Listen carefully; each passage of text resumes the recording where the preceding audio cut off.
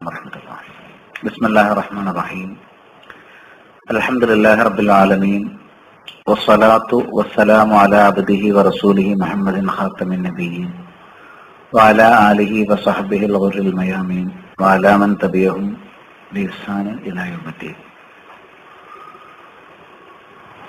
Ya ayyuhalladhina amanu ittaqullaha haqqa tuqatih wa la tamutunna illa wa antum muslimun. يا أيها الناس اتقوا ربكم الذي خلقكم من نفس واحدة وخلق منها زوجها وبث منهما رجالا كثيرا ونساء واتقوا الله الذي تساءلون به والأرحام إن الله كان عليكم رقيبا يا أيها الذين آمنوا اتقوا الله وقولوا قولا سديدا يصلح لكم أعمالكم ويغفر لكم ذنوبكم ومن يطع الله ورسوله فقد فاز فوزا عظيما.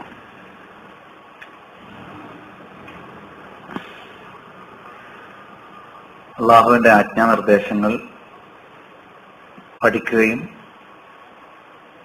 പഠിക്കുന്നത് പരമാവധി കൃത്യതയോടെ ജീവിതത്തിൽ പകർത്തുകയും ചെയ്യണം എന്നാണ് തുടക്കത്തിലുള്ള വസിയത്ത്. അതിനെ അള്ളാഹു നമ്മയെല്ലാം അനുഗ്രഹിക്കുമാറാവട്ടെ. പിന്നെ ഖുർആൻ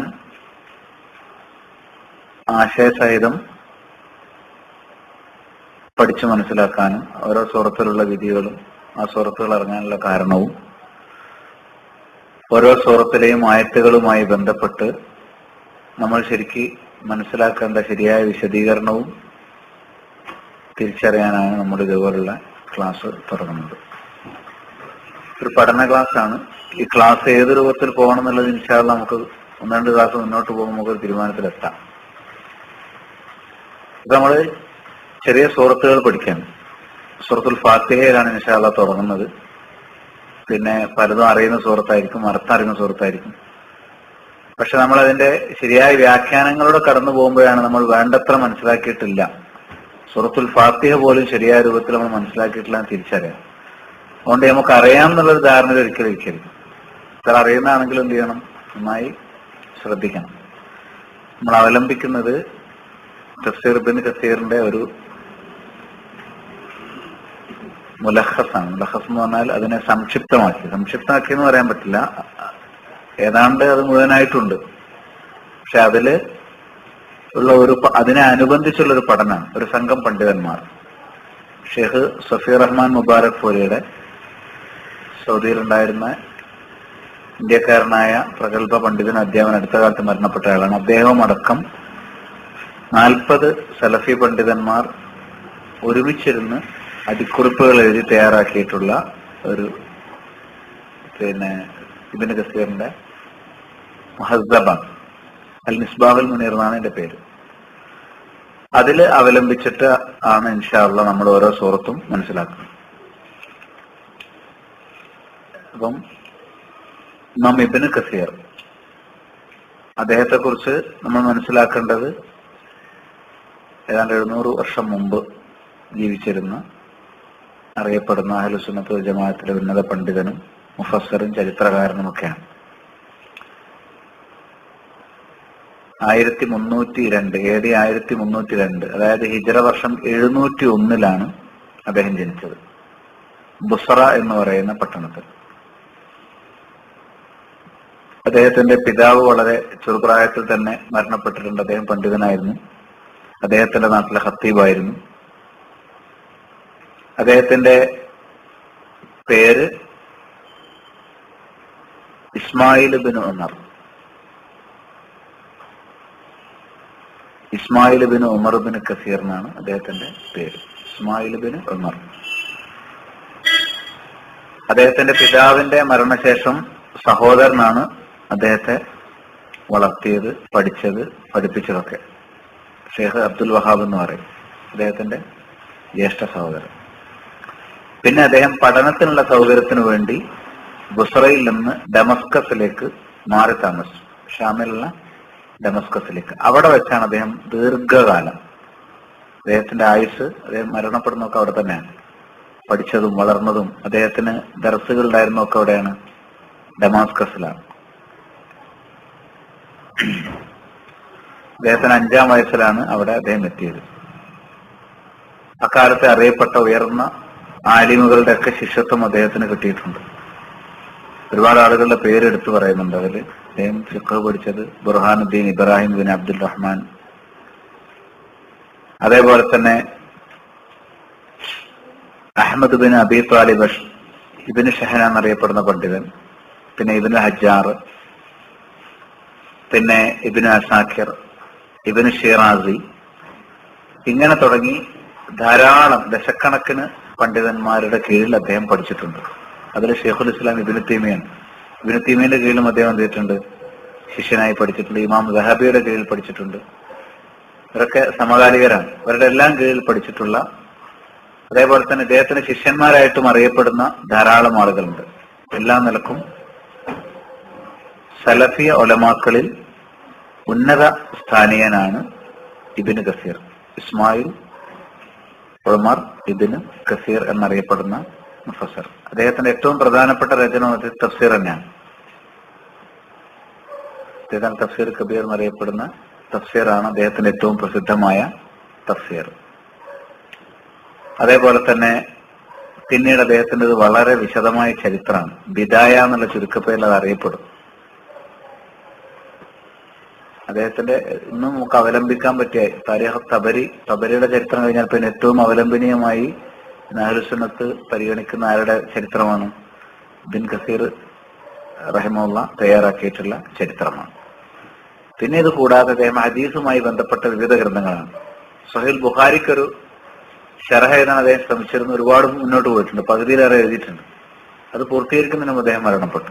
അതുകൊണ്ട് അദ്ദേഹത്തെ, അല്ലെങ്കിൽ ഒരുപക്ഷെ ഇബ്നു ഹജറിനേക്കാളും പ്രസിദ്ധമായ ഒരു ശറഹ് ആരുടേത് ഉണ്ടാകുമായിരുന്നു? ഒരു പക്ഷേ ഇബ്നു കസീറിന് ഉണ്ടാകുമായിരുന്നു, ചില പണ്ഡിതന്മാർ പറഞ്ഞിട്ടുണ്ട്. എന്നാലും അദ്ദേഹത്തെ പിന്നെ ഉള്ളിടത്തോളം ഉള്ളത് പലതും പ്രസിദ്ധീകൃതമാണ്.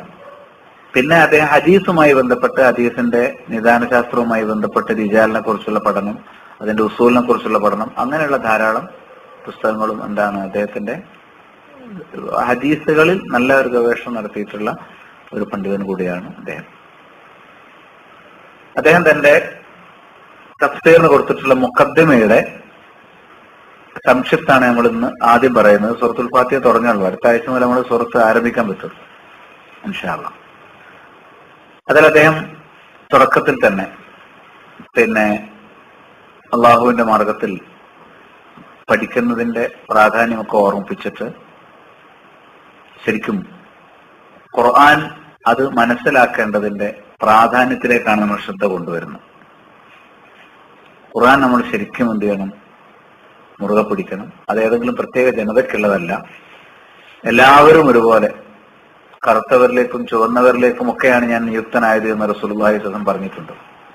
അപ്പൊ ഖിയാമത്ത് നാൾ വരെയുള്ള ജനങ്ങൾക്ക് മാർഗദർശനം നൽകുന്ന ഗ്രന്ഥമാണ് ഖുർആൻ. ഈ ഖുർആൻ മനസ്സിലാക്കാൻ ഖുർആൻ കൽപ്പിക്കുന്നുണ്ട്. അഫലാ യതദബ്ബറൂനൽ ഖുർആന വലൗ കാന മിൻ ഇൻദി ഗൈരില്ലാഹി ലവജദൂ ഫീഹി ഇഖ്തിലാഫൻ കസീറ. സൂറത്തുൻ നിസായിലെ 82-ാമത്തെ ആയത്ത്. ഖുർആനിനെ കുറിച്ച് നിങ്ങൾ ചിന്തിക്കുന്നില്ലേ? അത് അള്ളാഹു അല്ലാത്തവരിൽ നിന്നായിരുന്നുവെങ്കിൽ ധാരാളം ഭിന്നതകൾ കാണുമായിരുന്നു. ഖുർആനിൽ വൈരുദ്ധ്യമല്ല. ഈ ആയത്ത് തുടങ്ങിയത് നിങ്ങൾ ചിന്തിക്കുന്നില്ല എന്ന് പറഞ്ഞിട്ടാണ്. ഖുർആൻ എങ്ങനെ ചിന്തിക്കല്? നമ്മളൊരു ആയത്ത് വലൈക്കും അസ്സലാം വറഹ്മത്തുള്ളാഹി എന്നിട്ട് നമ്മളോ ചിന്തിക്കാന്നുള്ളതല്ല. ഖുർആനെ കുറിച്ച് ചിന്തിക്കാന്ന് പറഞ്ഞാൽ ഖുർആനിലുള്ള ആശയം മനസ്സിലാക്കാൻ ഇനി നിങ്ങൾക്ക് സമയമായിട്ടില്ലെന്ന്. അപ്പൊ ഖുർആൻ ആയത്തുകൾ, മറ്റു ഖുർആൻ ആയത്തുകൾ എങ്ങനെ വിശദീകരിക്കുന്നു? സ്വഹീഹായ ഹദീസുകളിലെ ആയത്തുകളെ കുറിച്ച് എന്ത് വന്നിട്ടുണ്ട്? ഈ ആയത്തനുസരിച്ച് സ്വഹാബികൾ എങ്ങനെയാണ് അവരുടെ ജീവിതത്തിൽ മാറ്റം വരുത്തിയത്? ഈ ആയത്തിനെ കുറിച്ച് പൂർവ്വ പണ്ഡിതന്മാർ എന്തെല്ലാം കാര്യങ്ങളാണ് പറഞ്ഞിട്ടുള്ളത്? അങ്ങനെ പഠിക്കുന്നതിനെ കുറിച്ചാണ് ഖുർആനെ ചിന്തിക്കാന്ന് പറയാം. അല്ലാതെ വേറൊന്നിനെ അവലംബിക്കാതെ ഖുർആൻ ആയത്തോ എന്നിട്ട് നമ്മൾ ഇരുന്ന് ചിന്തിക്കുക, അതല്ല. അതിനെ അക്കലാനിയത്ത് എന്നാണ് പറയാ. അത് സൂഫികളെ പരിപാടിയാണ്. നമ്മൾ ശരിക്കും പ്രാമാണികമായിട്ട് വരുമ്പോൾ എന്ത് ചെയ്യണം? അതിന്റെ ആ നിലപാടിലും നിലവാരത്തിലും നിന്നുകൊണ്ട് എന്ത് ചെയ്യണം? പഠിക്കണം. കിതാബുൻ അൻസൽനാഹു ഇലൈക മുബാറകുൽ ലിയദ്ദബ്ബറു ആയാതിഹി വലിയതദക്കറ ഉലുൽ അൽബാബ് എന്ന് ഖുർആൻ പറഞ്ഞതുകൊണ്ടാണ്. അനുഗ്രഹീതമായൊരു ഗ്രന്ഥമാണ്. അതിന്റെ ആയത്തുകൾ ചിന്തിക്കുന്നതിന് വേണ്ടിയാണ് അവതരിപ്പിക്കപ്പെട്ടിരിക്കുന്നത്. വലിയതദക്കറ ഉലുൽ അൽബാബ്, ബുദ്ധിയുള്ളവർ ആലോചിക്കുന്നതിന് വേണ്ടി. അപ്പൊ ഖുർആനിൽ ഓരോ ആയത്തും കേൾക്കുമ്പോൾ അതിന്റെ ശരിയായ വിശദീകരണം, വ്യാഖ്യാനം മനസ്സിലാക്കണം. ഖുർആനിന്റെ വ്യാഖ്യാനം മനസ്സിലായി കഴിഞ്ഞാൽ പിന്നെ നമ്മൾ ചിന്തിക്കും, നമ്മുടെ ജീവിതത്തിൽ അത് ഉണ്ടോ അല്ലേ? അതിനെതിരാണോ നമ്മൾ ജീവിക്കുന്നത്, അതിനനുസരിച്ച് പോകേണ്ട, അതാണ് ചിന്ത. ഖുർആാനികമായിട്ടാണോ എന്റെ ജീവിതം എന്നാണ് നമ്മൾ എന്ത് ചെയ്യുന്നത്, ചിന്തിക്കുന്നത്. അല്ലാതെ ഖുർആാനിലെ ആശയങ്ങൾ ചിന്തിച്ചെടുത്തുണ്ടാക്കൽ അത് നമ്മൾ ബാധ്യതയല്ല. ഖുർആാനിലെ ആശയങ്ങൾ വളരെ വ്യക്തമായി നമ്മുടെ മുമ്പാകെ സമർപ്പിക്കപ്പെട്ട് കഴിഞ്ഞ കാര്യമാണ്. ഖുർആാനിൽ നിന്ന് ഇനിയൊന്നും നമുക്ക് ചിന്തിച്ച് കണ്ടുപിടിക്കാനില്ല. മനസ്സിലായില്ലേ? അത്രയും വ്യക്തമായി നമ്മുടെ മുന്നിൽ നിൽക്കുന്ന ഒരു സാധനം. ബയ്യനത്തിനെ ഖുർആനെ പറ്റി പറഞ്ഞിട്ടുള്ള വ്യക്തമായത്. ആ നിലക്കുള്ള ഖുർആനെ നമുക്ക് ചിന്തിക്കാൻ വേണ്ടി നമ്മുടെ മുമ്പാകെ സമർപ്പിക്കപ്പെട്ടിരിക്കുന്നു. ധാരാളം ആയത്തുകൾ ഈ വിഷയത്തിലുണ്ട്. സൂറത്ത് മുഹമ്മദിൽ അഫലാ യതദബ്ബറൂനൽ ഖുർആന അമ്മാ അലാ ഖുലൂബിൻ അഖ്ഫാലുഹ 24-ാമത്തെ ആയത്ത്, 47-ാമത്തെ സൂറത്തിലെ 24-ാമത്തെ ആയത്ത്. ഖുർആനെ കുറിച്ച് നിങ്ങൾ ചിന്തിക്കുന്നില്ലേ? നിങ്ങളുടെ ഹൃദയത്തിൽ എന്താ പൂട്ട് വീണിരിക്കുകയാണ്? ഇതൊക്കെ എന്താണ്? ഓരോ ആയത്തിനും അള്ളാഹു സുബ്ഹാനഹു വ തആല എന്താണ് ഉദ്ദേശിക്കുന്നത് അങ്ങനെ തന്നെ എടുക്കണം. ആയത്തോതി അള്ളാഹ് ഉദ്ദേശിക്കാത്തത് ആയത്ത് വെച്ച് നമുക്ക് പറയാൻ പറ്റില്ല. ഇപ്പൊ ഉദാഹരണത്തിന് സൂറത്തുൽ ബഖറയിൽ ഒരു ആയത്തോതിലാണ് വബിൽ ആഖിറത്തിഹിം യൂഖിനൂൻ. അതിന് അള്ളാഹ് ഉദ്ദേശിച്ച എന്താ? മരണത്തിന് ശേഷം ഒരു ജീവിതം ഉണ്ടെന്ന്, ബർസഖും വിചാരണയൊക്കെ ഉൾപ്പെടെയുള്ള ഒരു ജീവിതമുണ്ട്, അതിൽ അടിയുറച്ച് വിശ്വസിക്കണം. പക്ഷെ ഖാദിയാനികൾ പറഞ്ഞത് ആഖിറത്താണ് അവസാനത്തെ നബി മുഹമ്മദ് നബി സ്വല്ലല്ലാഹു അലൈഹി വസല്ലം ഒരു നബിയിൽ വരാനുണ്ട്, ആ നബിയിൽ നമ്മൾ ഉറച്ചു വിശ്വസിക്കണം. അവന് ആഖിറത്ത് എന്നുള്ള വാക്ക് മാത്രം എടുത്തു, അവസാനത്തെ അർത്ഥം കൊടുത്തു. അങ്ങനെ ഓരോ ആയത്തോതിയിട്ട് ഒറ്റയ്ക്കൊറ്റയ്ക്ക് തന്റേതായ വിശദീകരണം അല്ല എടുക്കേണ്ടത്. ആ ആയത്തിന് അള്ളാഹു ഒരു ലക്ഷ്യം വെച്ചിട്ടുണ്ടാവും. ആ ലക്ഷ്യം അറിയാൻ ഒരു സംവിധാനം അള്ളാഹ് വെച്ചിട്ടുണ്ട്. ഖുർആന്റെ ഭദ്രത ആരേറ്റെടുത്താണ്? അള്ളാഹ് ഏറ്റെടുത്താണ്. ഖുർആന്റെ ഭദ്രത ഏറ്റെടുക്കുക ഇന്നാ നഹ്നു നസ്സൽനാ ദിക്റ വ ഇന്നാ ലഹു ലഹാഫിളൂൻ എന്ന് പറഞ്ഞാൽ ഖുർആൻ ആയത്തുകൾ മാത്രമല്ല അള്ളാഹ് സംരക്ഷിക്കുക, ഖുർആന്റെ ആശയവും അള്ളാഹ് എന്ത് ചെയ്യും? സംരക്ഷിക്കും. അപ്പൊ ഖുർആൻ ഒരു ആയത്ത് ഓതിയിട്ട് തന്നിഷ്ടപ്രകാരമുള്ള ആശയം നാട്ടിലാർക്കും പറയാൻ പറ്റില്ല. കാരണം എന്താണ്? അതിന്റെ ശരിയായ ആശയം നിലനിൽക്കാവുന്ന ഒരു കവചം അള്ളാഹു സുബ്ഹാനഹു വ തആല സ്ഥാപിച്ചു കഴിഞ്ഞിട്ടുണ്ട്. അതെങ്ങനെയാണ്? അത് ഹദീസുകളിലൂടെ, സലഫുകളിലൂടെ, സ്വഹാബി താബീങ്ങളിലൂടെ, അങ്ങനെയാണ് ഖുർആന്റെ ശരിയായ ആശയം ചെയ്യുന്നത്, നിലനിൽക്കുന്നത്. അതാണ് ഇവിടെ സൂചിപ്പിച്ചിരിക്കുന്നത്. നമ്മുടെ ഹൃദയങ്ങളിൽ പൂട്ടുവീഴാതെ ഖുർആനിൽ എന്താണ് യഥാർത്ഥത്തിൽ വന്നിട്ടുള്ളത് എന്ന് നിങ്ങൾ ചിന്തിക്കുന്നില്ല എന്ന്. ഈ ആശയത്തിൽ ധാരാളം ആയത്തുകൾ കാണാൻ സാധിക്കും. ഇനി സൂറത്തുൽ ഹദീദ് 57-ാമത്തെ സൂറത്തിലെ 16-17 ആയത്തുകൾ. അലം യഅനി ലില്ലദീന ആമനൂ അൻ തഖ്ശഅ ഖുലൂബുഹും ലിദിക്രില്ലാഹ് വമാ നസല മിനൽ ഹഖ് വലാ യകൂനൂ കല്ലദീന ഊതുൽ കിതാബ മിൻ ഖബ്ൽ ഫതാല അലൈഹിമുൽ അമദു ഫഖസത് ഖുലൂബുഹും വകസീറും മിൻഹും ഫാസിഖൂൻ യഅലമൂ അന്നല്ലാഹ യുഹീൽ അർള ബഅദ മൗതിഹാ ഖദ് ബയ്യനാ ലക്കുമുൽ ആയാതി ലഅല്ലകും തഅഖിലൂൻ. സത്യവിശ്വാസികൾക്ക് അവരുടെ ഹൃദയങ്ങൾ അള്ളാഹുവിനെ ഓർക്കുന്നതിനു വേണ്ടി കീഴ്പ്പെടാൻ സമയമായില്ലേ? സത്യത്തിൽ നിന്ന് അള്ളാഹു അവതരിച്ചതിനെ കുറിച്ച് അത് മനസ്സിലാക്കി അതിന് കീഴൊതുങ്ങാൻ സമയമായില്ലേ? വേദക്കാരായ ആളുകളെ പോലെ അവരാകാൻ പാടില്ല. മുമ്പ് വേദക്കാർ അവർ ഒരുപാട് കാലം കടന്നുപോയി. എങ്ങനെ? കൃത്രിമം കാണിച്ചിട്ട്. അങ്ങനെ അവരുടെ ഹൃദയങ്ങൾ കടുത്തുപോയി. അവരിൽ ഭൂരിപക്ഷവും അധർമ്മികളാണ്. ഫതാല അലൈഹിമുൽ അമദു ഫഖസത് ഖുലൂബുഹും. അവർക്ക് അവതരിപ്പിക്കപ്പെടുന്ന വേദങ്ങളെ തള്ളിയിട്ട് അവരെന്ത് ചെയ്തു? ഒരുപാട് കാലം തോന്നിയതുപോലെ കഴിച്ചു പോയിട്ട് അവരുടെ ഹൃദയം കടുത്തുപോയി. ഭൂരിപക്ഷവും ഫാസിക്കുകളാണ്. യഅലമു, നിങ്ങൾ അറിയണം, അന്നല്ലാഹ യുഹീൽ അർള ബഅദ മൗതിഹാ, അള്ളാഹു ഈ ഭൂമിയെ അതിന്റെ നാശത്തിന് ശേഷം പുനർജീവിപ്പിക്കുന്നതാണ്. അത് ബയ്യനാ ലക്കുമുൽ ആയാത്തി, തെളിവുകൾ നിങ്ങൾക്ക് നാം വ്യക്തമാക്കി തന്നു. ആയാത്താണ് ഖുർആൻ ആയത്തുകൾ. വ്യക്തമാക്കി തന്നു. മനസ്സിലാകാത്തൊരു പ്രശ്നമല്ല. ഖുർആൻ ആയത്തുകൾ അത് മനസ്സിലാക്കി തന്നു കഴിഞ്ഞു. അതിന്റെ വിശദീകരണം, വ്യാഖ്യാനം നമ്മുടെ മുന്നിൽ തന്നു കഴിഞ്ഞു എന്നാണ് സൂറത്ത് ഹദീദിലെ 17-ാമത്തെ ആയത്തിൽ പറയുന്നത്. ലഅല്ലക്കും തഅഖിലൂൻ, നിങ്ങൾ ചിന്തിക്കുന്നതിന് വേണ്ടി. ഇനി നമ്മുടെ ജോലി എന്താണ്? ഓരോ ആയത്തിനെയും ശരിയായ വ്യാഖ്യാനം മനസ്സിലാക്കുക. എന്നിട്ട് നമ്മൾ ശരിയായ രൂപത്തിൽ ചിന്തിക്കുക. ആ മനസ്സിലാക്കിയത് നമ്മുടെ ജീവിതത്തിൽ ഉണ്ടോ അല്ലേ? അതിനോട് കൂറ് പുലർത്തിയിട്ടാണോ നമ്മൾ പോകുന്നത്? ആ ആയത്ത് നമ്മൾ പഠിക്കണം, മനഃപ്പാഠമാക്കണം കഴിവതും. അതേപോലെ തന്നെ അതനുസരിച്ച് ജീവിക്കണം. അത് കുടുംബത്തെ അതനുസരിച്ച് ക്രമീകരിക്കണം. അത് നാട്ടുകാർക്ക് എത്തിച്ചു കൊടുക്കണം. അങ്ങനെ ഒരുപാട് കാര്യങ്ങളുണ്ട്. അതാണ് ചിന്തിക്കുക എന്ന് പറഞ്ഞാൽ. അതെല്ലാം നമ്മൾ എന്ത് ചെയ്യണം? അതുമായി ബന്ധപ്പെട്ട് ചെയ്യണം. അപ്പൊ ഇദ്ദേഹത്തിന്റെ ഒന്നാമത്തെ തലക്കെട്ടിൽ വന്ന വിഷയം ഖുർആൻ മനസ്സിലാക്കണം എന്നുള്ളതാണ്. ലഖദ് യസ്സർനൽ ഖുർആന ലിദിക്രി ഫഹൽ മിൻ മുദ്ദക്കിർ.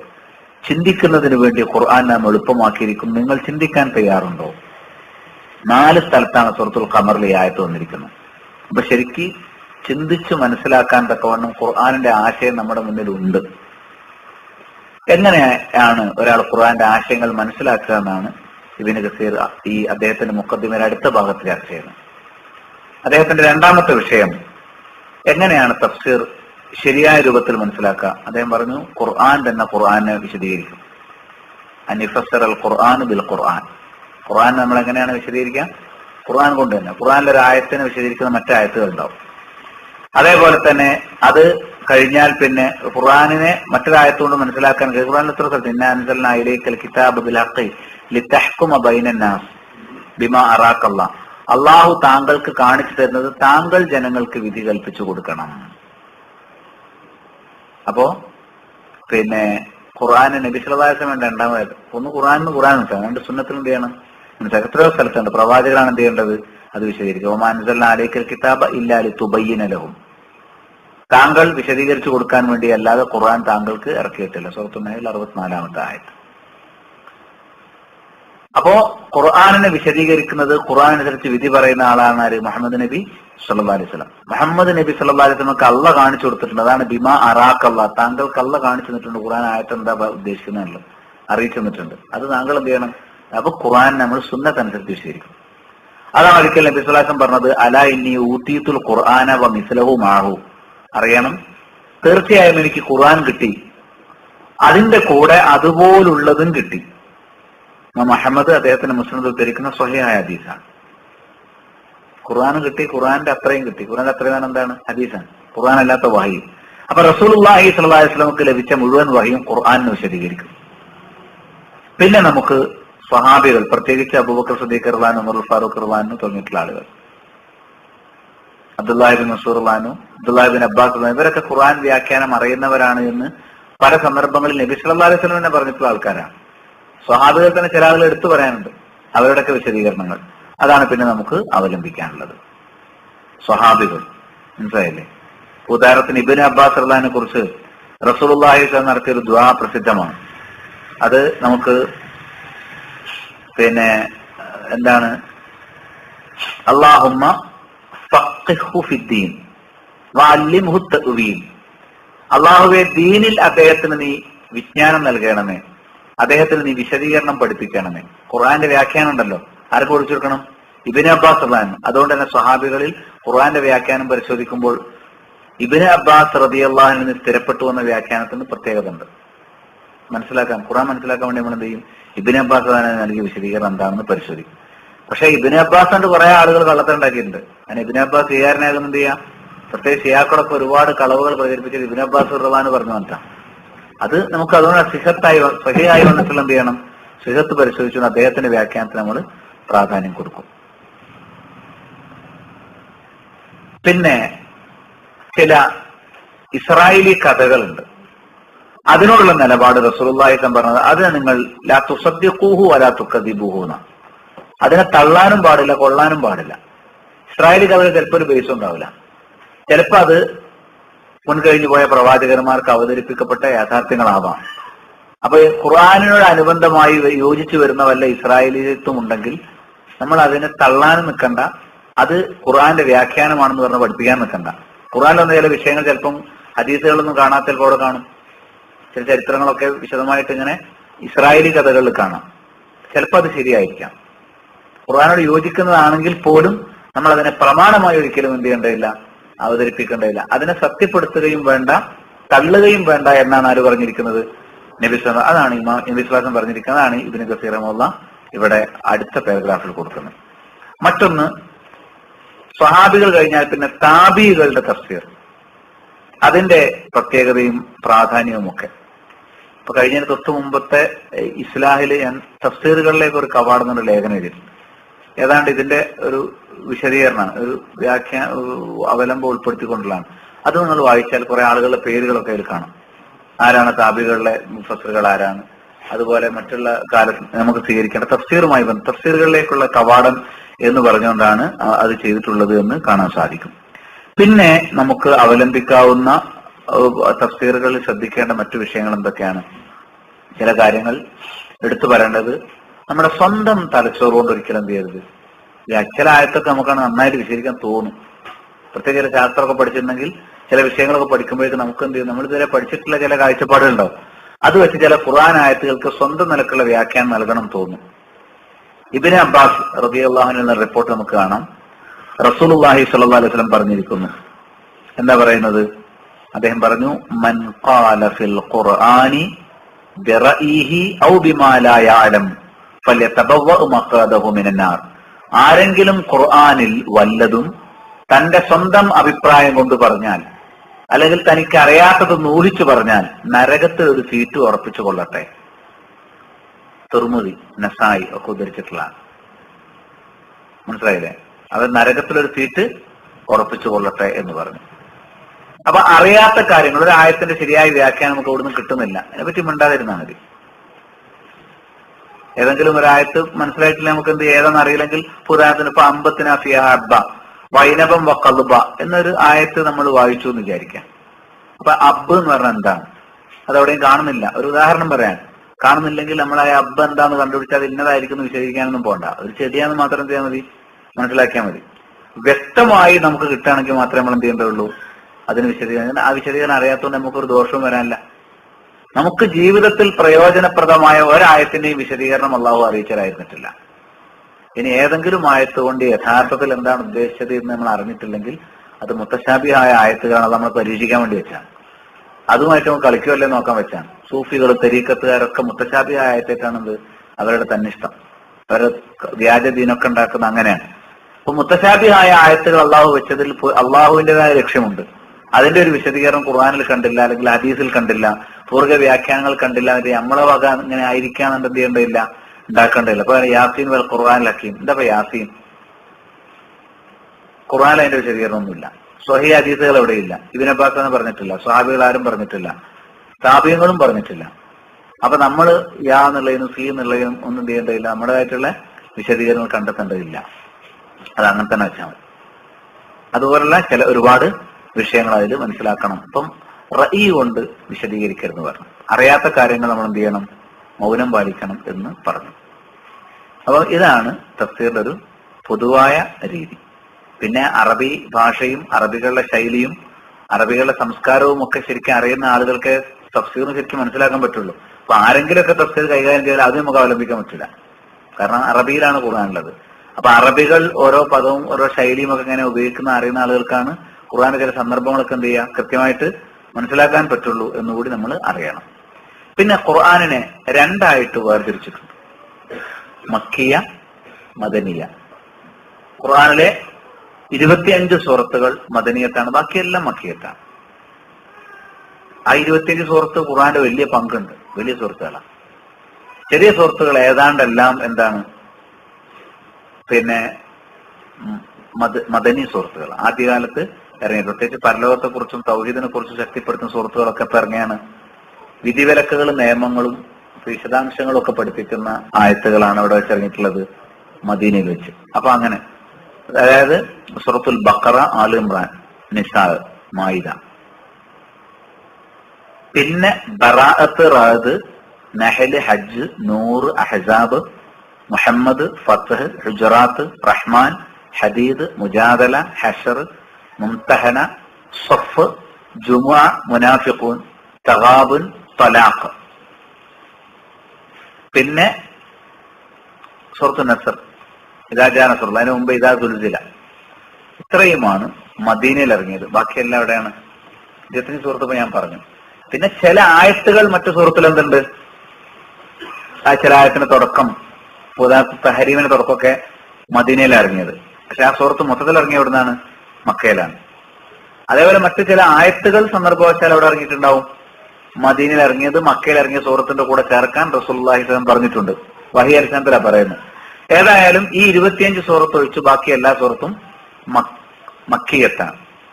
നമുക്ക് പഠിക്കാനുള്ള ഈ ഇദാ സുൽസിലത്ത്, അതേപോലെ തന്നെ എന്താ പറയാ പറഞ്ഞ ഇദാ ജാ നസ്റുല്ലാഹ്, ആ 2 സൂറത്ത് ഒഴിച്ച് ബാക്കി എല്ലാ സൂറത്തും നമ്മൾ മക്കിയത്തായ സൂറത്താണ് പഠിക്കാൻ പോകുന്നത് ഇൻഷാ അല്ലാഹ്.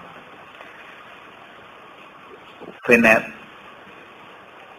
ഖുർആനിലെ എത്ര ആയത്തുകളുണ്ട് അത് മനസ്സിലാക്കാനുള്ള എളുപ്പമായി 114 സൂറത്താണ്. ഓരോന്നിന്റെ അവസാനം നോക്കുക, കൂട്ടി നോക്കല നല്ലത്. അതായത് 6666 എന്ന് പറഞ്ഞ കണക്ക് ശരിയല്ല, 6000 എന്ന് പറയാം. പിന്നെ ചില നമ്പറിൽ വ്യത്യാസം വരും. അത് ആയത്ത് കൂടിയോണ്ടും കുറഞ്ഞോണ്ടൊന്നല്ല, അത് ഖിറാഅത്തിന്റെ പ്രശ്നമാണ്. ചില ആളുകൾ ഖിറാഅത്ത് മുറിച്ചു ഓതുമ്പോൾ ആയത്തുകളുടെ നമ്പറും മാറ്റിയിട്ടുണ്ട്. ചില ആൾക്കാർ യാസീൻ എന്ന് പറയുന്നത് ഹാമി എന്നൊക്കെ ഒരു ആയത്താർ കൂട്ടിയിട്ടുണ്ട്. ചില ആൾക്കാർ ബിസ്മിയൊക്കെ വേറെ വേറെ ആയത്താർ കൂട്ടിയിട്ടുണ്ട്. അങ്ങനെ ആയത്തിൽ എന്ത് വന്നിട്ടുണ്ടാവാം, എണ്ണത്തിൽ എന്തെങ്കിലും പല കാരണങ്ങൾ കൊണ്ട് വ്യത്യാസമാണ്. പക്ഷെ ആയത്തിന് വ്യത്യാസം വരെ കൂടെ കുറെ ഒരിക്കലും ഉണ്ടാവില്ലല്ലോ, അതൊരിക്കലും ഉണ്ടാവില്ല. ആയത്തിന്റെ എണ്ണം പറയുന്നിടത്ത് അതുകൊണ്ടുള്ള വ്യത്യാസം കാണാം. 6000 എന്നുള്ളതാണ് അതിന്റെ 6000 ചില്ലാനെന്നാ പറയണ്ടേ. 6000 ചില്ലാൻ ആയത്തേ ഉള്ളൂ. 6600 ആയതൊന്നും ഒരിക്കലും എന്തില്ല, ഖുർആനില്ല. പിന്നെ 6626 6000 ചില്ലാനം ആയത്തുകളാണ് ഖുർആനിലുള്ളത്. 6204 ഒരഭിപ്രായം. അതൊന്നും അഭിപ്രായം പറഞ്ഞാൽ എന്താവില്ല, ആയത്ത് കൂടെയും കുറയല്ല. ആയത്ത് മുറിച്ചപ്പോ എന്താണ്, ഇപ്പൊ മായിദ സൂറത്തിലൊക്കെ ചിലപ്പോൾ ചില ഖുർആനിൽ കാണുന്ന നമ്പർ ആവില്ല വേറെ ചില ഖുർആൻ ഉണ്ടാകുക. കാരണം മായിദ സൂറത്തിലൊക്കെ എത്രയോ ആയത്തുകൾ മുറിച്ചു പോകുന്നുണ്ട്. നമ്പറും വ്യത്യാസം ഒരായത്തിന് 2 3 അന്നാമത് സൂറത്തിൽ അന്നാമതൊക്കെ ധാരാളം കാണാൻ സാധിക്കും. അതുകൊണ്ടാണ് ആയത്തിന്റെ എണ്ണത്തിൽ വ്യത്യാസം വരുന്നത്. 6204 എന്നുള്ളതാണ് ഒരു കുറഞ്ഞ കണക്ക്. മറ്റൊന്ന് 6214 6014. പിന്നെ പറയുന്നത് 6219, 6225, 6226, 6236, ഇങ്ങനെയൊക്കെ ആയത്തുകൾ മുറിച്ചിട്ടുള്ള ആളുകളുണ്ട്. ഏറിയാൽ 6236 മാക്സിമം തരുള്ളൂ. ഏത് ഖുർആൻ എടുത്താലും കാണാൻ പറ്റുള്ളൂ. അതുകൊണ്ട് നിങ്ങൾ ഖുർആനിൽ സൗകര്യമുള്ളപ്പോൾ കൂട്ടി നോക്കലാണ് നല്ലത്. ഓരോ ആയത്തിന് അവസാനത്തെ ആയത്തുണ്ടല്ലോ, അതാണ് കുട്ടികളെ ഏൽപ്പിച്ചാൽ മതി. അപ്പൊ നമുക്ക് ഏതാണ് ആ ഖുർആൻ അവലംബിച്ചത് മനസ്സിലാവും. പിന്നെ ഖുർആനുമായി ബന്ധപ്പെട്ട് ഇനി പഠിക്കാനൊരു മേഖലയും ബാക്കിയില്ല. അതൊക്കെ നമുക്ക് വിശദീകരിക്കാൻ ഉദ്ദേശിക്കുന്നില്ല. ഖുർആനിലെ അക്ഷരങ്ങൾ എത്ര, ഹർഫുകൾ എത്ര എന്ന് വരെ ആളുകൾ എന്ത് ചെയ്തിട്ടുണ്ട്, ചർച്ച ചെയ്തിട്ടുണ്ട്. പിന്നെ ഖുർആനെ പല നിലക്ക് വിഭജിച്ചിട്ടുണ്ട്. ഖുർആന്റെ പകുതി എവിടെയാണ്, സൂറത്തുൽ കഹ്ഫാണ്. 15 അതിൽ അവല്യ തലത്തഫ് വലൈഫിറൻ നബിക്കും മഹദ എന്ന് പറയുന്ന ആയത്തല്ലേ, അവിടെയാണെന്ത് അതിന്റെ ഏറ്റവും നടു 2ആയിട്ട് വിഭജിക്കുകയാണെങ്കിൽ അവിടെയാണ് കാണാൻ സാധിക്കും. പിന്നെ ഇതിനെ 3-1 വേർതിരിച്ച ആളുകൾ സൂറത്തു തൗബയിലെ ബറാഅത്ത് സൂറത്തിലെ 100-ാമത്തെ ആയത്ത് വരെയാണ് ആദ്യത്തെ 3-1. മനസ്സിലായില്ലേ? സൂറത്തു ഷുആറയിലെ 101-ാമത്തെ ആയത്ത് വരെയാണെന്ത് അതിന്റെ 3-2. ബാക്കിയുള്ളതൊക്കെ എന്താണ് അവസാനത്തെ 3. അങ്ങനെ 3ആയിട്ട് വിഭജിച്ചവർ ഉണ്ട്. പിന്നെ 4ആയിട്ടും ഹിസ്ബുകളായിട്ടൊക്കെ വിഭജിച്ചത് വേറെ എന്ത് ചെയ്യാൻ പറ്റും, കാണാൻ പറ്റും. പിന്നെ 30 ജുസ് ആയിട്ടാണ് ഖുർആൻ മൊത്തത്തിൽ എന്ത് ചെയ്തിരിക്കുന്നത്, വിഭജിച്ച്. അത് നമ്മൾക്കൊരു അടിസ്ഥാന വിഷയം ഇങ്ങനെ സൂചിപ്പിച്ചു. ഇതൊക്കെ ഇബ്നു കസീർ തഫ്സീറിന്റെ മുഖദ്ദിമയിൽ വന്ന കാര്യങ്ങൾ എന്താണെന്നാണ് ഞാൻ പറയുന്നത്. തഫ്സീർ വായിക്കല്ല, ആവശ്യമുള്ള ഭാഗങ്ങൾ നമുക്ക് വായിക്കാം. ഏതൊരു ഭാഗം വായിക്കണമെന്ന് നമുക്ക് എന്ത് ചെയ്യാം, അതൊന്ന് വായിച്ചാൽ കൊള്ളാം നിങ്ങൾ പറഞ്ഞാൽ നമുക്ക് ആ ഭാഗം എന്ത് ചെയ്യാം, അപ്പൊ ഇൻഷാ അല്ലാഹ് വായിക്കാം. ഇനി ഇതില് പിന്നെ അതുമായി ബന്ധപ്പെട്ട കാര്യങ്ങൾ, പിന്നെ ആയത്ത് എന്നുള്ള എന്താണ് ആയത്ത്, ഖുർആനിലെ ആയത്ത് എന്നുള്ള പറയാം. ആയത്തോട് ഉദ്ദേശിക്കുന്ന എന്താണ് അദ്ദേഹം വിശദീകരിച്ചിട്ടുണ്ട്. തെളിവ് എന്നാണ് അതിന്റെ ആശയം. പക്ഷെ ഓരോ വാചകങ്ങൾക്കും എന്താണ് ആയത്ത് എന്നുള്ള പദമാണ് ഉപയോഗിച്ചത്, അതുമായി ബന്ധപ്പെട്ട ചർച്ചയുണ്ട്. പിന്നെ കലിമത്ത്, ഖുർആനിൽ വന്ന കലിമത്തുകൾ, അതുമായി ബന്ധപ്പെട്ട ചില ചർച്ചകളുണ്ട്. ഖുർആനിൽ അനറബി വാക്കുകൾ ഉണ്ടോ ഇല്ലേ? ഖുർആനിൽ യഥാർത്ഥത്തിൽ അനറബി വാക്കുകൾ ഉണ്ട് നമ്മൾ പറയാൻ പാടില്ല. ഖുർആൻ ഉപയോഗിച്ചതോടെ എന്തായി മാറി, അത് അറബിയായി കഴിഞ്ഞു. ചില അനറബിയിൽ നിന്നുണ്ടായ പദങ്ങൾ ഉണ്ടാവാം, എന്നാൽ എടുത്തു പറയാൻ മാത്രമൊന്നുമില്ല. ഖുർആൻ എല്ലാ വാക്കുകളും അറബിയായി അള്ളാഹ് അംഗീകരിച്ചിട്ടുള്ള വാക്കുകൾ തന്നെയാണ് നമുക്ക് എന്ത് ചെയ്യാം, മനസ്സിലാക്കാം. കാരണം ഖുർആനൻ അറബിയൻ എന്ത് ചെയ്തിട്ടുണ്ട്, പറഞ്ഞിട്ടുണ്ട്. അതുകൊണ്ട് ഇനി അറബി അല്ലാത്തതും നമ്മൾ എന്ത് ചെയ്യേണ്ടതില്ല, ഖുർആനിൽ തരേണ്ടതില്ല. ഒരു പക്ഷേ അജമികളുടെ ഭാഷയിൽ നിന്ന് ഖുർആൻ എടുത്തിരിക്കാം. ആ എടുത്തതോടുകൂടി എന്തായി മാറി, അറബിയായി മാറി. ഇതാണ്, ഇത്രയുമാണ് ഈ വിഷയത്തിൽ നമുക്ക് പറയാനുള്ളത്. ഇനി നമ്മൾ തുടങ്ങുന്ന സൂറത്തുൽ ഫാത്തിഹ. ആദ്യം നമുക്ക് സൂറത്തുൽ ഫാത്തിഹ ഒന്ന് ഓതാം. ഓതിയതിനു ശേഷം ഞാൻ ആദ്യത്തെ ആയത്ത് മാത്രമേ ഒന്ന് പറയാൻ വിചാരിക്കുന്നുള്ളൂ ഇൻഷാ അല്ലാഹ്. ബാക്കിയുള്ള നമുക്ക് അടുത്ത ക്ലാസ്സുകൾ മുതൽ പറയാം. അഊദു ബില്ലാഹി മിനശ് ശൈത്വാനിർ റജീം.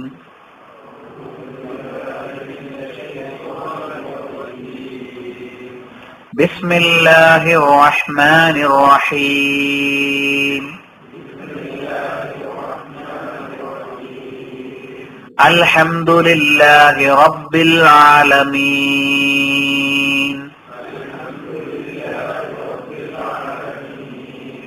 അർറഹ്മാനിർ റഹീം. മാലികി യൗമിദ്ദീൻ. ഇയ്യാക നഅ്ബുദു വ ഇയ്യാക നസ്തഈൻ.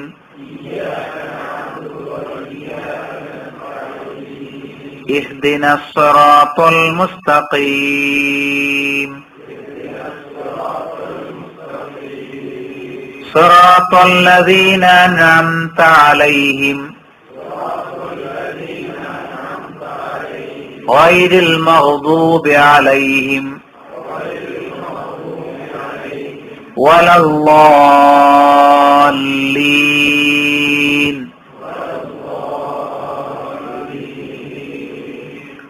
ഖുർആൻ പഠിക്കാൻ ഒരുപാട് രീതികളുണ്ട്. എല്ലാ രീതികളും നമുക്ക് ഒരുമിച്ച് അവലംബിക്കാൻ പറ്റൂല. ഇതിൽ ഏതെങ്കിലും ഒരു റൂട്ട് സ്വീകരിച്ചിട്ടാണ് നമ്മൾ ഇൻഷാ അല്ലാഹ് പോവാ. റൂട്ട് ഏതെങ്കിലും ഞാൻ കുറച്ച് ദിവസം പോയി നമ്മളെല്ലാവരുടെയും താല്പര്യം അനുസരിച്ചുള്ള റൂട്ടാണ് എന്ത് ചെയ്യാം എടുക്കാം. ഏതൊക്കെയാണെന്ന് പറയാം ഓരോന്നോരോന്ന്. നമുക്കതില് ആദ്യ സൂറത്തുൽ ഫാത്തിഹയാണല്ലോ, ഏതാണ്ട് എല്ലാവർക്കും അറിയുന്നതാണ്. അവിടെ നിങ്ങൾ അതിന്റെ വിശദീകരണം കേട്ടാൽ മതി. ഇത് എഴുതിയെടുത്ത് പഠിക്കാൻ കഴിയുന്ന ആൾക്കാരെ മുന്നിലിരുന്നിട്ട് എന്ത് ചെയ്യണം, ഏറ്റവും ഫ്രണ്ടിൽ തന്നെ ഇരുന്ന് എഴുതിയെടുത്താൽ അപ്പൊ നമുക്ക് ആവശ്യമാണെങ്കിൽ ഞാൻ ബോർഡിലൊക്കെ എന്ത് ചെയ്യും എഴുതും. രണ്ട്, നമ്മൾ തഫ്സീർ കൂടി അവലംബിക്കുന്നുണ്ട് മുഴുവൻ എഴുതാന്നുള്ള പ്രായോഗികമല്ല. പിന്നെ ഓതി അക്ഷരങ്ങളടക്കം പഠിച്ചുകൊണ്ട് പോകുന്ന ഒരു രീതി വേറെ ഉണ്ട്. തുടക്കത്തിൽ ഞാൻ ഏതായാലും അത് അവലംബിക്കാൻ വിചാരിച്ചിട്ടില്ല. കാരണം നമ്മൾ ചെറിയ സുഹൃത്തുക്കളാണ് എന്ത് ചെയ്യുന്നത് പഠിക്കുന്നത്. അങ്ങനെ അക്ഷരങ്ങൾ കൂടി അറിയാത്തവരെ തൽക്കാലം ബാക്കിൽ ഇരുന്ന് എന്ത് ചെയ്താൽ മതി, നന്നായി ശ്രദ്ധിച്ചാൽ മതി. അത് വേറെ ക്ലാസ്സുകൾ ഉണ്ടാവും ഞാൻ വിചാരിക്കുന്നു, അക്ഷരങ്ങളൊക്കെ പഠിക്കാനുള്ള. അങ്ങനെ പഠിക്കുന്ന നേരത്തെ നമുക്ക് അക്ഷരം പഠിക്കാൻ എന്ത് ചെയ്യേണ്ടത് നേരുള്ളൂ. അക്ഷരം പഠിപ്പിക്കാൻ ഏതായാലും ഞാൻ കോഴിക്കോട് നിന്ന് വരെ എന്ത് ചെയ്യേണ്ടതില്ല, വരേണ്ടതില്ല. അത്രയും സമയം ഞാൻ ചെലവാക്കുന്നത് ശരിയല്ല ഇപ്പോ. പിന്നെ ഇതില് 8ഉം 10ഉം കൊല്ലമായിട്ട് ഖുർആൻ ക്ലാസ്സിൽ, അതിനേക്കാളും കൂടുതലും കൊല്ലമായിട്ട് ഖുർആൻ ക്ലാസ് പഠിക്കുന്നവരാണ് ഇവിടെ ഇരിക്കുന്നത്. ഞാൻ തന്നെ അവിടെ നേരത്തെ അമ്മ ജുസ് പഠിപ്പിച്ച ക്ലാസ്സിൽ ഇരുന്ന ആളുകൾ അത്യാവശ്യം പേര് കയ്യിൽ എണ്ണാൻ മാത്രമുള്ള ആൾക്കാരോട് ഇരിക്കുന്നുണ്ട്. അപ്പൊ നേരത്തെ കൊല്ലങ്ങളായിട്ട് ഖുർആൻ പഠിച്ചിരുന്ന ആളുകളെ ഞാൻ അക്ഷരം മുതൽ പഠിപ്പിക്കുന്നത് ശരിയല്ല ഈ ക്ലാസ്. ഞാൻ പറഞ്ഞ മനസ്സിലായില്ലേ? അതിന്റെ അർത്ഥം അക്ഷരം അറിയാൻ അത്തവരിതിന് പഠിച്ചുകൂടാന്നല്ല, അവിടെ ഇരിക്കാം. ഇത് മുന്നോട്ട് പോകുമ്പോൾ ഈ ക്ലാസ്സിൽ എന്തൊക്കെ വരണം നിങ്ങൾക്ക് തന്നെ മനസ്സിലാവും, എനിക്കും മനസ്സിലാവും ഇൻഷാ അല്ലാഹ്. അങ്ങനെ കുറച്ച് സുഹൃത്തുക്കൾ പോയതിനു ശേഷമാണ് ഈ ക്ലാസ് എടുക്കുന്ന രീതിക്ക് ഒരു കൃത്യമായ രൂപം ഉണ്ടാകും. ഇപ്പൊ നമ്മൾ ആയത്തുകൾ ഓതും, അത് ഒന്ന് ഓതി പഠിക്കുന്ന ദിവസവും ഇൻഷാ അല്ലാഹ്. എനിക്ക് പറയാനുള്ളത് നിങ്ങൾ മനഃപ്പാടമാക്കണം എന്നാണ്. ഞാൻ ചൊല്ലിക്കും എന്നുള്ളതൊക്കെയല്ല, ചെറിയ സുഹൃത്തല്ലേ, മനഃപ്പാടം ഉണ്ടാവും. മനഃപ്പാടില്ലെങ്കിൽ നിങ്ങൾ എന്ത് ചെയ്യണം, മനഃപ്പാടാക്കണം. മനഃപ്പാടാക്കുമ്പോൾ കഴിയുന്നതും അതിന്റെ നിയമങ്ങൾ അനുസരിച്ച് ഓതാൻ പഠിക്കണം. അതിന് നിങ്ങൾ ഖുർആൻ അറിയുന്നവരടുത്ത് വേറെ തന്നെ എന്ത് ചെയ്യാത്ത ജീവിതം പഠിക്കാം. അല്ലെങ്കിൽ നല്ല കിറാത്തുള്ള കാസറ്റുകളൊക്കെ കേട്ടിട്ട് നിങ്ങൾ എന്ത് ചെയ്യണം, നിങ്ങൾ എടുക്കുന്ന സുഹൃത്ത് ചൊല്ലി പഠിക്കണം. അപൂർവം ചില നിയമങ്ങൾ ഓരോ ദിവസം ഓരോന്ന് പറയാനല്ലാതെ ഞാൻ ഓത്തിന്റെ നിയമങ്ങളും അങ്ങനെ ഊന്നി പോയാൽ ഒരു ക്ലാസ് എവിടെ നമ്മൾ അങ്ങനെ എല്ലാ ഭാഗവും ടച്ച് ചെയ്ത് പോകാൻ ഞാൻ വിചാരിക്കുന്നില്ല.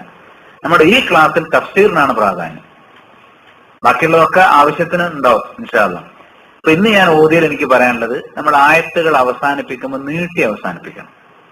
6 അക്ഷരമെങ്കിലും പറയുന്ന ദൂരം എന്ത് ചെയ്യണം, നീട്ടണം. കാരണം വഖഫ് സുക്കൂനാണല്ലോ. 2 സ്ഥലത്തെ ഖുർആനിൽ നീട്ടി ഓതേണ്ടേ ഉള്ളൂ.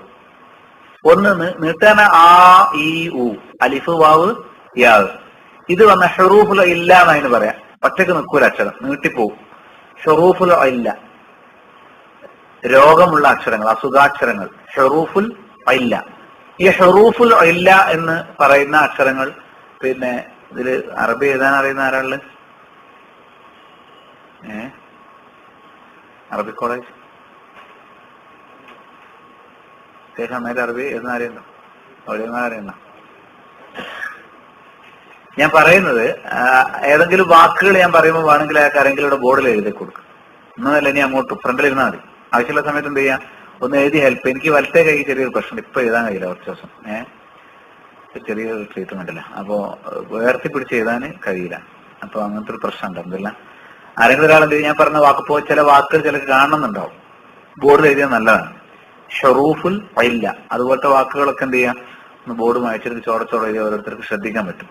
ഇന്ന് വേണമെന്നില്ല, അടുത്ത ക്ലാസ്സിൽ ആരെങ്കിലും ഒരാൾ അറബി അറിയുന്ന ഒരാളൊന്ന് മുന്നിരുത്തിയാൽ മതി. ഷറൂഫുൽ ഇല്ല തെറ്റുമ്പോൾ ഞാൻ പറഞ്ഞു കൊടുക്കാൻ ശാദന്റെ തന്നെ ഇല്ലത്തിന്റെ അക്ഷരം, ഇല്ലത്തിന്റെ രോഗം, മറവ്. അതെന്താ വെച്ചാല് ആ ഈ ഊന്ന് പറയില്ല, അതേപോലെ യാ അലിഫ് പറയില്ല. അലിഫിനെ നമ്മൾക്ക് ഹറക്കത്തിട്ട് പറയാൻ പറ്റൂല. ഈ ഇല്ലത്തിന്റെ അക്ഷരങ്ങൾക്ക് ശേഷമാണ് നിർത്തുമ്പോഴാണ് എന്ത് ചെയ്യേണ്ടത്, നീട്ടിയുക. ഒന്ന്, അതിനുശേഷം ഹംസ വന്നാലും നീട്ടിയുക. ഇല്ലത്തിന്റെ അക്ഷരം കഴിഞ്ഞിട്ട് ഹംസ വരാം, ഇല്ലത്തിന്റെ അക്ഷരം കഴിഞ്ഞിട്ട് സുക്കൂന് വരാം. ഈ 2 സ്ഥലത്തെ നീട്ടും. ഹംസ വന്നാൽ 4 അക്ഷരം 5 അക്ഷരം വരെ ദൂരം നീട്ടാം. ഇതുപോലെ ജാ ഇദാ ജാ ഹംസ വന്നാൽ നീട്ടാം.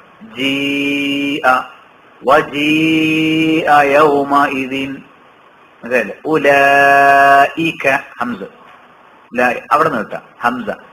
ഹംസത്ത് വന്നാൽ എന്ത് ചെയ്യാ? നീട്ടാം. ആ ഇ ഉ വന്നാൽ എന്ത് ചെയ്യണം? അതിന്റെ മുമ്പ് നീട്ടാനുണ്ടെങ്കിൽ എല്ലാത്തിനും അക്ഷരം നീട്ടണം. പിന്നെ സുക്കൂൻ അല്ലെങ്കിൽ വഖഫ്. സുക്കൂന് ശരിക്കും ഉണ്ടാവണമെന്നില്ല, ആയത്ത് നിർത്തുന്നതിന് മുമ്പ് നീട്ടാനുണ്ടെങ്കിൽ എന്ത് ചെയ്യണം? നീട്ടണം. അത് കുറച്ചും കൂടി നീട്ടണം. ഹംസ വന്നാൽ 4 5, സുക്കൂൻ വന്നാൽ വഖഫ് ചെയ്യുമ്പം 5 6. ഓക്കെ. സൂറത്തുൽ ഫാത്തിഹയില് തുടക്കത്തിലൊക്കെ നീട്ടേണ്ടതാണ്. ഒക്കെ വഖഫിൽ നിൽക്കല്ലേ അല്ലെ? അത് മനസ്സിൽ വെച്ചിട്ടൊന്ന് ഓതിക്കൂടി. വേറെ ഞാൻ എന്ന് പറയുന്നില്ല. അക്ഷരങ്ങൾ നമുക്ക് ഒരൊറ്റ അക്ഷരം ഞാൻ എന്ന് പറയുന്നുള്ളൂ. പിന്നെ ഈ റാ എന്നുള്ള മലയാളത്തിലെ റാ അറബിയിൽ ഇല്ലല്ലോ, ഉണ്ടോ? റാണ്. നാവ് കുലുങ്ങരുത്, എന്ന് പറയരുത്. ഴ എന്ന് പറയുന്ന സ്ഥലത്ത് നിന്ന് റ എന്ന് തന്നെ പറയണം. നാവ് കുലുങ്ങാതെ. റാ ഴാന്നല്ല, റാ. മനസ്സിലായില്ലേ? അർ-റഹ്മാൻ, അർ-റഹീം, റാ കേട്ടോ. അത് നന്നായി ശ്രദ്ധിക്കാം. ബാക്കി ഏതെങ്കിലും ഒരു അക്ഷരം നമുക്ക് എല്ലാവർക്കും എന്ത് ചെയ്യാം? പറയാം. ഈ അക്ഷരങ്ങൾ തെറ്റിക്കരുത്. ബാക്കിയുള്ള തെറ്റി നമുക്ക് അടുത്ത ദിവസം തിരുത്താം. ഇതെന്ന് തന്നെ ശരിയാക്കി പോണേ. ഇത് റാ എന്നുള്ള അക്ഷരം തുടക്കം മുതൽ ശ്രദ്ധിക്കാനുള്ളതാണ്. അപ്പൊ ഒന്നും ഇതല്ലേ? أعوذ بالله من الشيطان الرجيم. ഷൈത്താനിർ റജീം അല്ലേ? ജീം നീട്ടും ചെയ്തു. ആ 2 കാര്യം. ബിസ്മില്ലാഹിർ റഹ്മാനിർ റഹീം.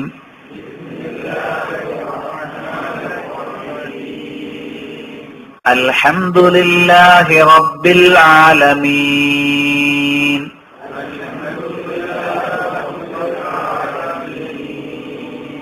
അർ-റഹ്മാനിർ റഹീം.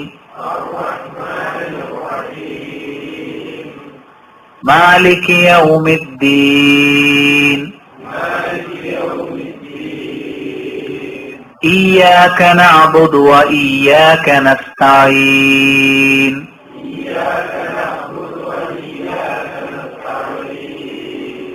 اهدنا الصراط المستقيم.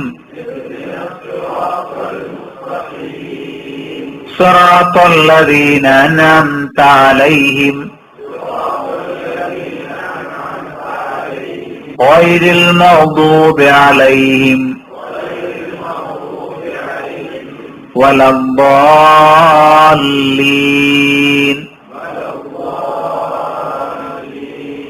അതിനെ വലല്ലാലി 2 സ്ഥലത്ത് കിട്ടി.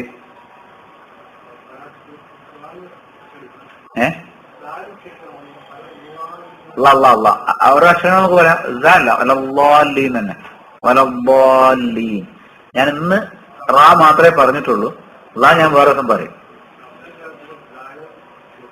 തോന്നുന്നുണ്ടോ? അല്ലല്ല, ദാല് പോലെ തോന്നും.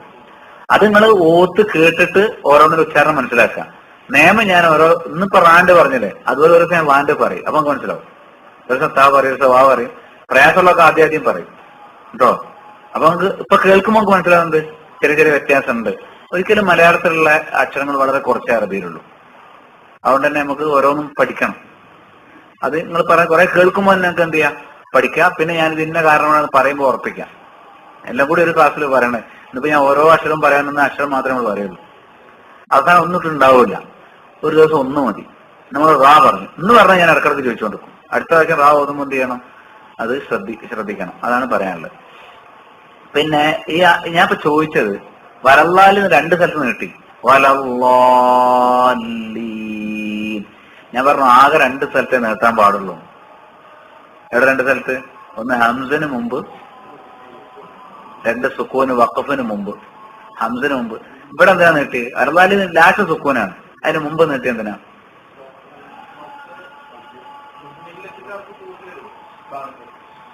ഇവിടെ കൊടുക്കണ്ടോ? എന്റെ കറണ്ട് മൈക്കില്ല.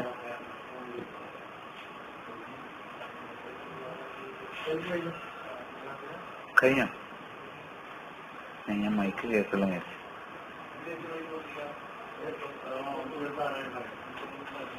നമസ്കാരം. ഞാൻ ഒരായത്തെ എടുക്കുള്ളൂ, നമുക്ക് പിരിയാം ഇൻഷാല്ലാ. അപ്പോ ശ്രദ്ധിക്കാം. പിന്നെ ഒരു മണിക്കൂർ എടുക്കാനാണ് ഞാൻ വിചാരിക്കുന്നത്. പറയാം ഒരുപാട് കാര്യം ഇൻഷാല്ലാ. നമുക്ക് ഇശാക്ക് നിർത്താം കിട്ടും. പിന്നെ കുറച്ച് മുന്നോട്ട് പോയിട്ട് നമുക്ക് ആവശ്യം ഉണ്ടെങ്കിൽ മാത്രം മാറ്റം വരുത്താം. കഴിഞ്ഞിട്ട് വേണമെങ്കിൽ അപ്പൊ ഞാൻ നിർത്താൻ നേരം നിർത്താൻ ഈ ഒരായത്ത് പറഞ്ഞിട്ട്. ഇപ്പൊ ശ്രദ്ധിക്കേണ്ട ഒരു കാര്യം, പിന്നെ വലല്ലാലിലെ സുക്കൂൻ തന്നെയാണ്. അതിപ്പോ തെറ്റിപ്പോണ്ട. ഷെദ് എന്ന് പറഞ്ഞ സുക്കൂനാണ്. സുക്കൂനുണ്ട്. അപ്പൊ നിയമം മാറിയിട്ടില്ല. നമ്മളൊരു നിയമം പഠിക്കുമ്പോ അതിന് വിരുദ്ധമായിട്ടൊന്ന് കാണുമ്പോൾ നിങ്ങൾ ചിന്തിക്കാൻ വേണ്ടി പറഞ്ഞാണ്.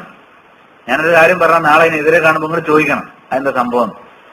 ഇപ്പൊ കണ്ടില്ലേ, ഞാൻ 2 സ്ഥലത്ത് നീട്ടാൻ പാടുള്ളൂ എന്ന് പറഞ്ഞു. അപ്പൊ 2 സ്ഥലത്ത് തന്നെ നീട്ടി. സുക്കൂനുണ്ട്. വലല്ലാൽ അവിടെ നീട്ടി. വലല്ലാലീൻ 2 നീട്ടി. 2 സുക്കൂന. വലല്ലാല് ലീൻ, അതാണ് കാര്യം.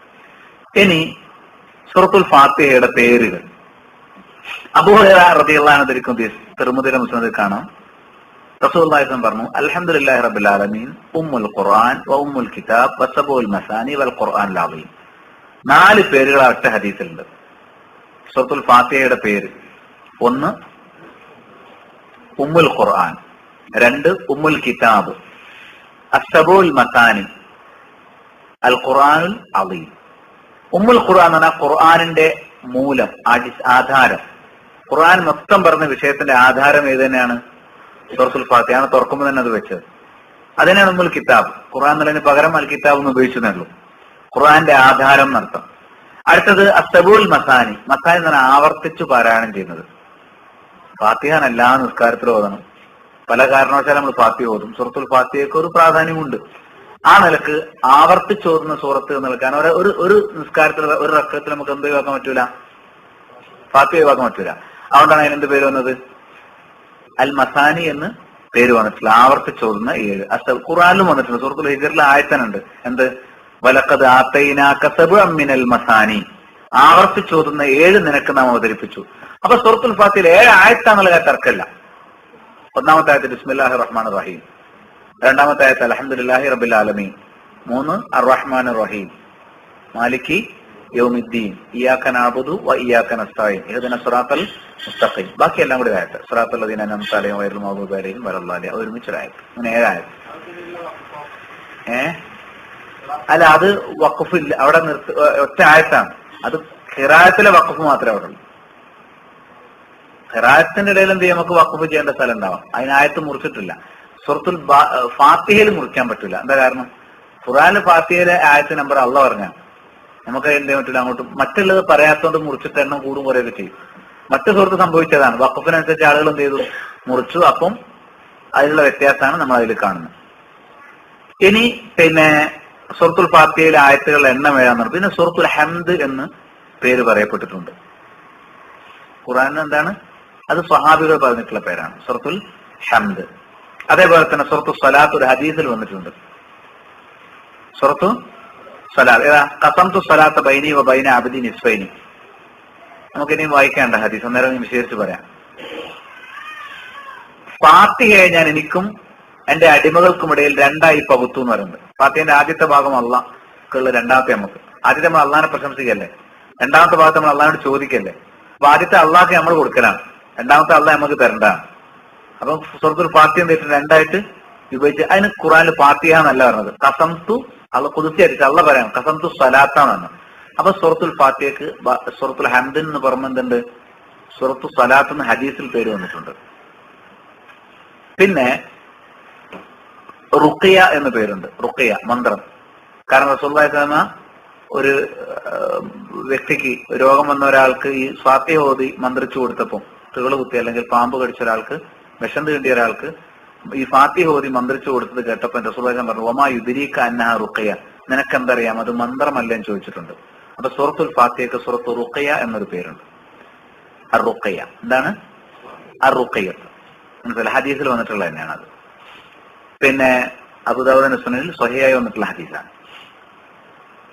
പിന്നെ അത്രയും. പിന്നെ പേരുകൾ പിൽക്കാലക്കാരുടെ പേര് വേറെ കുറെ ഉണ്ട്. കെൻസ്, കാഫിയ, അതൊന്നും സ്വഹാബികൾ പറഞ്ഞോ ഹദീസുകൾ വന്നോ ഒന്നുമല്ല. അത് നമ്മൾ പറഞ്ഞു കഴിഞ്ഞു. അതുകൊണ്ട് ഫാത്തിഹയ്ക്ക് പല തരത്തിലുള്ള പേരുകൾ പലരും വിളിച്ചിട്ടുണ്ടായിരിക്കാം. അള്ളാഹുലം പിൽക്കാലത്തുള്ളൊരു പേര് പറഞ്ഞിട്ട് കാണും. ഞാൻ ഈ ഇതിൽ കൊടുത്തിരിക്കുന്ന സൂചിപ്പിച്ചിരിക്കുന്ന പേരുകൾ നിങ്ങൾ ശ്രദ്ധയിൽപ്പെടുത്താൻ. 7 ആയത്താണെന്നുള്ള കാര്യത്തിൽ ഒരു ഖിലാഫുമില്ല. 7 ആയത്തുകളാണ് എന്നുള്ള കാര്യത്തിൽ എന്താണ് പിന്നെ യാതൊരു സംശയമില്ല. കാരണം അത് ഖുർആനിൽ സ്വീകരിച്ചതിൽ നസ്സായി വന്നിട്ടുള്ള നേരത്തെ ആയത്തെ എന്ത് ചെയ്തു ഓതി. പിന്നെ 25 വാക്കുകളാണ് ഇതിൽ നിന്ന് വേർതിരിച്ച് കിട്ടുക. അതേപോലെ തന്നെ 113 അക്ഷരങ്ങൾ ഈ സൂറത്തിലുണ്ട്. ബിസ്മില്ലാഹിർ റഹ്മാനിർ റഹീം എന്നുള്ളതിൽ മാത്രം 19 അക്ഷരങ്ങളുണ്ട്. അങ്ങനെ ഓരോന്നും. ഇനി ഓരോ ഈ ആയത്തിന് പേര് കിട്ടാനുള്ള കാരണങ്ങൾ ഓരോന്നും പലതുണ്ടാവും. ഞാനത് ഇപ്പൊ വിശദീകരിക്കുന്നില്ല. ഖുർആൻ എപ്പോഴും ഓതിയാലും നമ്മൾ എന്ത് ചെയ്യണം?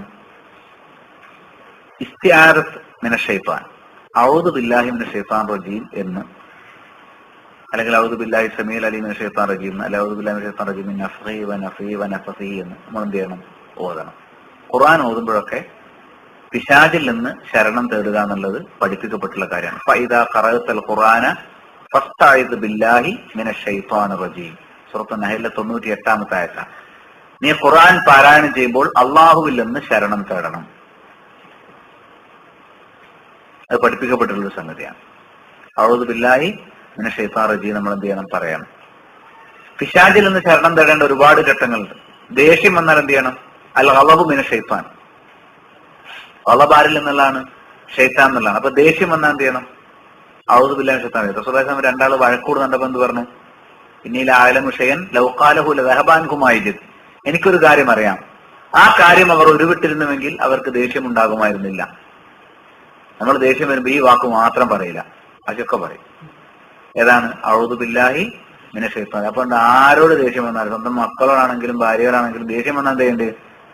അഊദു ബില്ലാഹി മിനശ് ശൈത്താനിർ റജീം. നിങ്ങൾക്ക് സ്വഭാവത്തിൽ തന്നെ എനിക്ക് നോക്കും അവിശ്വസനീയമായ പരിവർത്തനം ഉണ്ടാവും. നമ്മളിതുവരെ നോക്കിയിട്ടില്ല. അഊദു ബില്ലാഹി മിനശ് ശൈത്താനിർ റജീം. അതല്ലേ. പിന്നെ ഇത് വാജിബാണോ മുസ്തഹബാണോ എന്നുള്ള കാര്യത്തിൽ പണ്ഡിതന്മാർക്ക് അഭിപ്രായ വ്യത്യാസമുണ്ട്. മുസ്തഹബാണെന്നുള്ളതാണെന്ത്? ഒരാൾ അഊദു ബില്ലാഹ് എന്ന് പറഞ്ഞില്ല എന്ന് കരുതി ഫാത്തിഹ കുഴപ്പമില്ല, അത് മിടുക്കായ സുന്നത്താണെന്ത്? അഊദു ബില്ലാഹി മിനശ് ശൈത്താനിർ റജീം എന്ന് പറയുക എന്നുള്ളിടത്താണ് പണ്ഡിതന്മാരിൽ ഭൂരിപക്ഷവും എത്തിയിരിക്കുന്നത്. ആ അഭിപ്രായമാണ് ഭൂരിപക്ഷം അംഗീകരിച്ചെന്ന് അദ്ദേഹം ഇവിടെ എന്തിരിക്കുന്നു? ചേർത്തിരിക്കുന്നു. പിന്നെ ഇസ്തിആദത്ത് എന്ന് പറഞ്ഞാൽ പിശാചിൽ നിന്ന്, പിശാചിന്റെ ദ്രോഹത്തിൽ നിന്ന്, പിശാചി എന്റെ ദീനിൽ നിന്ന് എന്നെ തെറ്റിക്കുന്നതിൽ നിന്ന് ഞാൻ ശരണം തേടുന്നു എന്നാണ് അഊദു ബില്ലാഹി മിനശ് ശൈത്താനിർ റജീം എന്ന് പറയുന്നതിന്റെ പൊരുൾ. മനസ്സിലായില്ലേ? ശൈത്താൻ എന്നുള്ള വാക്ക് ശപ്പന എന്ന വാക്കിൽ നിന്നോ ശപ്പ എന്ന വാക്കിൽ നിന്നോ ഉണ്ടായതാണ്. മനസ്സിലായില്ലേ? പിളർത്തി എന്നും അതേപോലെ തന്നെ ശത്രുവായി എന്നും ഒക്കെയാണ് അതിന്റെ അർത്ഥം. എതിരാളിയായി എന്നുള്ള അർത്ഥമാണ് എന്തിന്? ശപ്പന എന്ന വാക്കിന്. അപ്പൊ ശൈത്താന എന്ന് പറയുമ്പോൾ എന്തായിരിക്കും അർത്ഥം? മനസ്സിലായില്ലേ? ഷത്ത എന്ന് പറയുമ്പോൾ തീയാണ്. തീയിൽ നിന്നുണ്ടായ ആളെന്നുള്ള അർത്ഥത്തിൽ എന്താ പറയാ? ഷൈത്താൻ എന്ന് പറഞ്ഞ അഭിപ്രായമുണ്ട്. അതല്ല, നമ്മൾ പ്രശ്നമുണ്ടാക്കുന്ന ശത്രുത കാണിക്കുന്ന അർത്ഥത്തിലാണ് എന്ത് വന്നത്? ഷൈത്താൻ എന്ന് വന്നത്. എന്തായാലും ഷൈത്താൻ നല്ലത്, ജിന്നു വർഗത്തിൽപ്പെട്ടതാണ് ഷൈത്താൻ. പക്ഷെ എല്ലാ ജിന്നും ഷൈത്താനല്ല. ജിന്നിൽ നല്ലതും ചീത്തയുണ്ട്. ജിന്നിലെ മുഴുവൻ ചീത്ത ജിന്നുകളെയും നമ്മൾ എന്താ വിളിക്കുന്നത്? ഷൈത്താൻ, ഷയാത്തീൻ. ഷൈത്താൻ ജമ്മെന്താണ്? ഷയാത്തീൻ. അപ്പൊ ഷൈത്താന എന്ന് പറഞ്ഞ അർത്ഥം അങ്ങനെ വരാം. വകദാലിക ജഅൽനാ ലികുല്ലി നബിയ്യിൻ അദുവൻ ശയാത്തീനൽ ഇൻസി വൽ ജിന്നി യൂഹി ബഅ്ദുഹും ഇലാ ബഅ്ദിൻ സുഖ്റുഫൽ ഖൗലി ഗുറൂറ. എല്ലാ നബിമാർക്കും ഇൻസിൽ നിന്നും ജിന്നിൽ നിന്നുമുള്ള ശൈത്താന്മാരെ ശത്രുവാക്കി കൊടുത്തു. അപ്പൊ ശൈത്താൻ ജിന്ന് മാത്രമല്ല, മനുഷ്യരിലും തിന്മ ചെയ്യുന്ന ആളുകൾ എന്ത് പറയാം? ശൈത്താൻ എന്ന് പറയാം. ജിന്നുകളുള്ളവരെയും പറയാം. റസൂലുള്ളാഹി സ്വല്ലല്ലാഹു അലൈഹി വസല്ലം പലരും ഖുർആൻ, അബൂദർ റളിയല്ലാഹു അൻഹു ഖുർആൻ എന്ന് റസൂൽ ചോദിച്ചു, യാ അബാദർ തഅബ്ബദ് ബില്ലാഹി മിൻ ശയാത്തീനിൽ ഇൻസി വൽ ജിൻ. ഇൻസിലും ജിന്നിലും പെട്ട ശൈത്താനിന് എന്ത് ചെയ്യണം? ശരണം തരണമെന്ന് പറഞ്ഞിട്ടുണ്ട്. അപ്പൊ അത് നമ്മൾ ശ്രദ്ധിക്കണം. റജീം എന്ന് പറഞ്ഞാൽ റജമ എന്ന് എറിഞ്ഞു, മർജൂം മഫ്ഊൽ വസന്റെ അതേ അർത്ഥാണ് ഫായിൽ വസൻ ഉണ്ടാകുക. മർജൂം എറിയപ്പെട്ട, ആട്ടി അകറ്റപ്പെട്ട. ശൈത്താൻ ആട്ടി അകറ്റപ്പെട്ടു. ശൈത്താനെ ആട്ടി എറിയാനായിട്ട് അള്ളാഹു സുബ്ഹാനഹു വ തആല മലക്കുകളെ ഏൽപ്പിച്ചിട്ടുണ്ട്. ആകാശത്തുള്ള പിന്നെ ഗോളങ്ങളെ അവരെന്ത് ചെയ്യാറുണ്ട്? അതിന് ഉപയോഗിക്കാറുണ്ട്. നക്ഷത്രങ്ങൾ എന്ത് ചെയ്യാറുണ്ട്? റുജൂമൻ ലിശയാസിൻ. അതുകൊണ്ടുകൂടിയാണ് ശൈത്താൻ എന്ത് പേരിട്ടത്? റജീം എന്ന് വിശേഷണം കിട്ടിയത്. ഈ നക്ഷത്രങ്ങൾ കൊണ്ട് ഏറ് കിട്ടുന്ന ആളാണ് ആര്? ഉപരിലോകത്തെ കയറാൻ ശ്രമിക്കുമ്പോൾ. അതുകൊണ്ടാണ് ശൈത്താൻ റജീം എന്ന് ഒരു വിശേഷണം ഉണ്ടായിട്ടുള്ളത്. അതാണ് വലഖദ് സയ്യന സമാ ദുനിയ ബിമസാബിഹ വജഅൽനാഹാ റുജൂമൻ ലിശയാത്തീൻ.